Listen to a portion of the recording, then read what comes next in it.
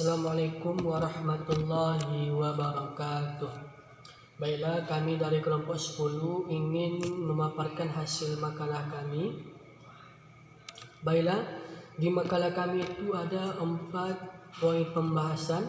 Yang pertama yaitu adalah pemeliharaan anak dan tanggung jawab terhadapnya apabila terjadi perceraian.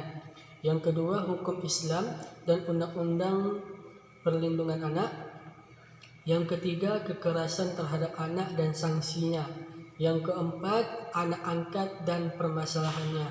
Baiklah, di sini saya akan menjelaskan poin 1 dan poin kedua, yaitu adalah yang pertama, pemeliharaan anak dan tanggung jawab terhadapnya apabila terjadi perceraian. Yang kedua, hukum Islam dan undang-undang perlindungan anak. Yang kedua adalah undang-undang perlindungan anak.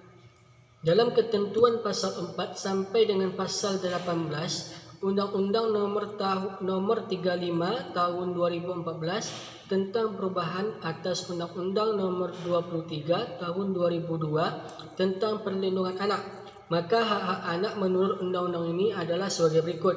Yang pertama, setiap anak berhak untuk dapat hidup, tumbuh, berkembang, berpartisipasi secara wajar sesuai dengan harkat dan martabat kemanusiaan, serta mendapat perlindungan dari kekerasan dan diskriminasi. Pasal 4. Yang kedua, setiap anak berhak atas suatu nama sebagai identitas diri dan status kewarganegaraan. Pasal 5. Yang ketiga, setiap anak berhak untuk beribadah menurut agamanya, berpikir dan berekspresi sesuai dengan tingkat kecerdasan dan usianya dalam bimbingan orang tua dan wali. Pasal 6. Yang keempat, setiap anak berhak untuk mengetahui orang tuanya dibesarkan dan diasuh oleh orang tuanya sendiri, dan dalam hal itu kerana suatu sebab orang tuanya tidak dapat menjamin tumbuh kembang anak atau anak-anak dalam keadaan terlantar, maka anak tersebut berhak diasuh dan diangkat sebagai anak asuh atau anak angkat oleh orang lain sesuai dengan ketentuan peraturan perundang-undangan yang berlaku. Pasal 7. Yang kelima, setiap anak berhak memperoleh pelayanan kesihatan dan jaminan sosial sesuai dengan kebutuhan fisik, mental, spiritual dan sosial. Pasal 8. Baiklah, itulah undang-undang perlindungan anak. Bisa antum baca di Baiklah, di sini saya akan melanjutkan penjelasan tentang kekerasan terhadap anak dan sanksinya. Anak merupakan anugerah sekaligus titipan Tuhan yang sangat bernilai, karena mereka harus dijaga baik oleh keluarga, masyarakat maupun negara. Dalam pasal 9 ayat 1 Undang-Undang nomor 35 tahun 2014 tentang perlindungan anak disebutkan, setiap anak berhak memperoleh pendidikan dan pengajaran dalam rangka pengembangan pribadinya dan tingkat kecerdasannya sesuai dengan minat dan bakat. Dengan demikian, orang tua dan setiap orang dewasa serta negara bertanggung jawab memenuhi hak-hak dasar tersebut. Saat ini banyak terjadi kasus kekerasan terhadap anak. Hampir setiap hari, pemberitaan mengenai kekerasan fisik dan psikologis terhadap anak dapat dilihat pada media massa. Dalam pasal 80 Undang-Undang nomor 35 tahun 2014 tentang perlindungan anak dijelaskan bahwa setiap orang yang melanggar ketentuan sebagaimana dimaksudkan dalam pasal 76C, yaitu setiap orang dilarang menempatkan, membiarkan, melakukan, menyuruh melakukan, atau turut serta melakukan kekerasan terhadap anak, akan dipidana dengan pidana penjara paling lama 3 tahun 6 bulan atau dengan denda paling banyak 72 juta rupiah. Sekian dari saya. Assalamualaikum warahmatullahi wabarakatuh. Kami dari kelompok 10 ingin mempresentasikan hasil makalah kami yang berjudul Pengertian Anak Angkat Menurut Hukum Islam. Menurut Wahbah Zuhaili, At-Tabani adalah pengambilan anak yang dilakukan oleh seseorang terhadap anak yang jelas nasabnya. Kemudian anak itu dinasabkan kepada dirinya. Dalam pengertian lain, At-Tabani adalah seseorang laki-laki atau perempuan yang dengan sengaja menasabkan seorang anak kepada dirinya, padahal anak tersebut sudah punya nasab yang jelas pada orang tua kandungnya. Pengertian anak seperti demikian jelas bertentangan dengan hukum Islam. maka unsur menasabkan seseorang anak kepada orang lain yang bukan nasabnya harus dibatalkan. Menurut ulama fikih Mahmud Shaltut, beliau menambahkan dua macam anak angkat, yaitu yang pertama, pernyataan seseorang terhadap anak yang diketahui bahwa ia sebagai anak orang lain ke dalam keluarganya. Ia diperlakukan sebagai anak dalam segi kecintaan, pemberian nafkah, pendidikan, dan pelayanan dalam segala kebutuhannya, bukan diperlakukan sebagai anak kandungnya sendiri.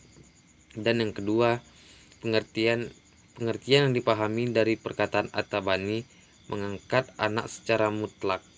Menurut hukum adat dan tradisi yang berlaku pada manusia, yaitu memasukkan anak yang diketahuinya sebagai anak orang lain ke dalam keluarga yang tidak ada hubungan pertalian nasab kepada dirinya sebagai anak yang sah. Kemudian ia mempunyai hak dan kewajiban sebagai anak. Pengangkatan anak dalam bahasa Arab dikenal dengan istilah at-tabani, yang artinya mengambil anak angkat atau menjadikan seseorang sebagai anak.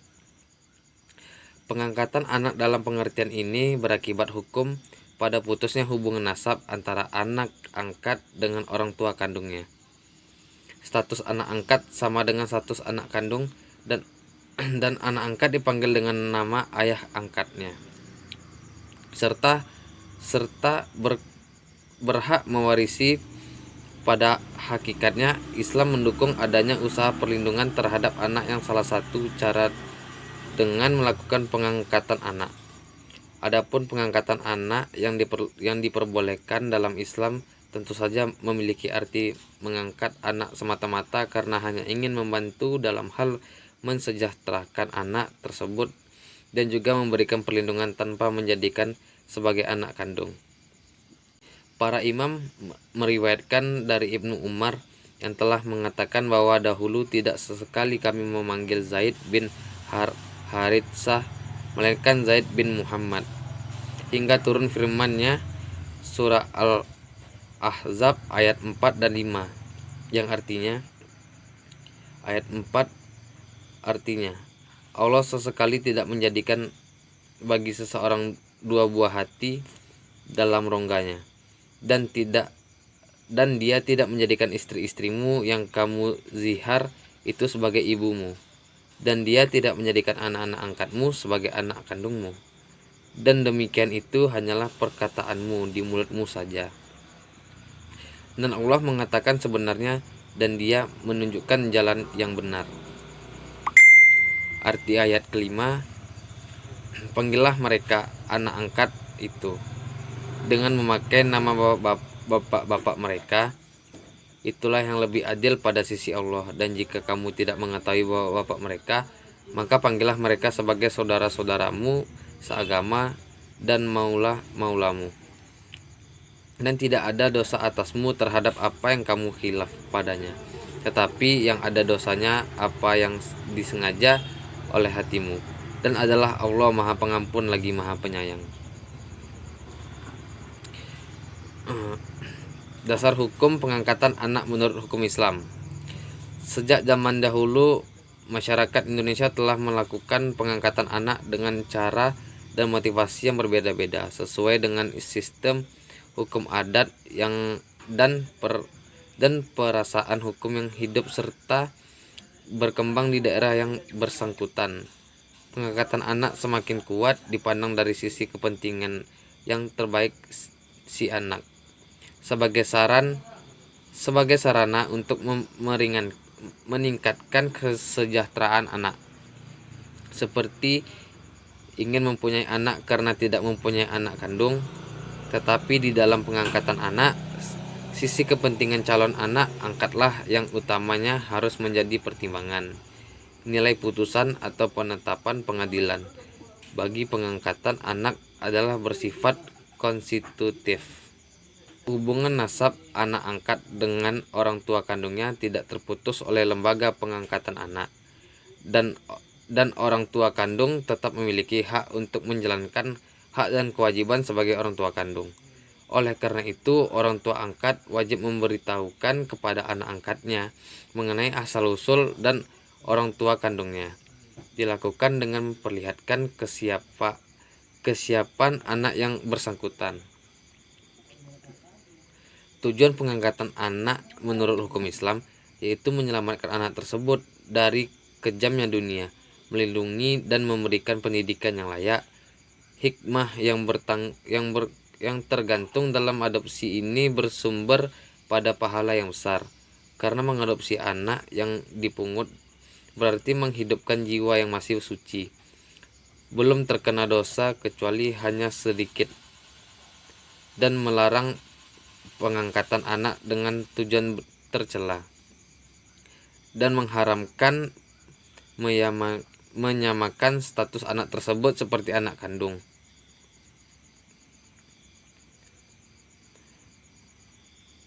Menurut hukum Islam, pengangkatan anak hanya dapat dibenarkan apabila memenuhi ketentuan-ketentuan sebagai berikut. Yang pertama, tidak memutuskan hubungan darah antara anak yang diangkat dengan orang tua biologis dan keluarga. Yang kedua, anak angkat tidak berkedudukan sebagai pewaris dari orang tua angkat, melainkan tetap sebagai pewaris dari orang tua kandungnya. Demikian juga orang tua angkat tidak berkedudukan sebagai pewaris dari anak angkatnya. Yang ketiga, hubungan kehartabendaan antara anak angkat dengan orang tua angkatnya hanya diperbolehkan dalam hubungan wasiat dan hibah. Yang keempat, anak angkat tidak boleh mempergunakan nama orang tua angkatnya secara langsung kecuali sekadar sebagai tanda pengenal atau alamat. Dan yang kelima, orang tua angkat tidak dapat bertindak sebagai wali dalam perkawinan terhadap anak angkatnya. Dan yang keenam, antara anak yang diangkat dengan orang tua angkat seharusnya sama-sama orang beragama Islam agar si anak tetap pada agama yang dianutnya. Baik, sekian dari kami. Assalamualaikum warahmatullahi wabarakatuh.